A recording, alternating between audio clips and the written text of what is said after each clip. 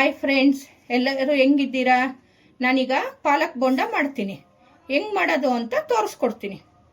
ಪಾಲಕ್ ಬೋಂಡ ಹೆಂಗೆ ಮಾಡೋದಂತ ನಾನು ತೋರಿಸ್ಕೊಡ್ತೀನಿ. ಪಾಲಕ್ ಸೊಪ್ಪನ್ನ ನೀಟಾಗಿ ತೊಳೆದ್ಬಿಟ್ಟು ನಾನು ಒರೆಸ್ಕೊಂಡಿದ್ದೀನಿ ಇದನ್ನು. ಆಮೇಲೆ ಬೇಯಿಸಿರೋ ಆಲೂಗಡ್ಡೆನ ಈಗ ತುರ್ಕೊಳ್ತೀನಿ. ಆಲೂಗಡ್ಡೆ ತುರಿದಿದ್ದೀನಿ.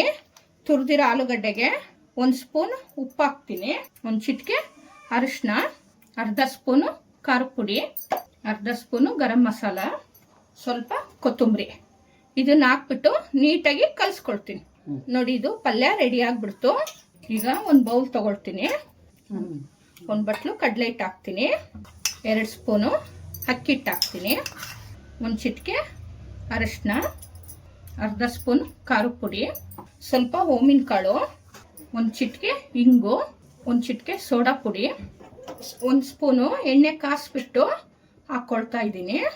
ನೀರು ಹಾಕ್ಬಿಟ್ಟು ನೀಟಾಗಿ ಕಲಿಸ್ಕೊಳ್ತೀನಿ. ಈ ರೀತಿ ಇಟ್ಟು ಕಲಿಸ್ಕೊಂಡು ರೆಡಿ ಮಾಡಿ ಇಟ್ಕೊಂಡಿದ್ದೀನಿ.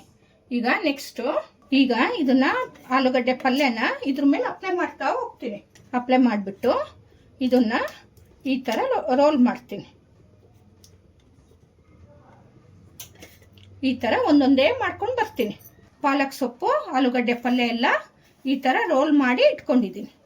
ಇದನ್ನ ಈಗ ನಾನು ಹೆಂಗೆ ಮಾಡ್ತೀನಿ ಅಂತ ನೋಡಿ. ಈಗ ಎಣ್ಣೆ ಕಾದಿದೆ. ಈಗ ಇದನ್ನ ಫುಲ್ಲು ಡಿಪ್ ಮಾಡಿಬಿಟ್ಟು ನೋಡಿ ಈ ಥರ ಬಿಡೋದು. ನೋಡಿ ಎಷ್ಟು ಚೆನ್ನಾಗಿ ಆಗಿದೆ ಅಲ್ವಾ?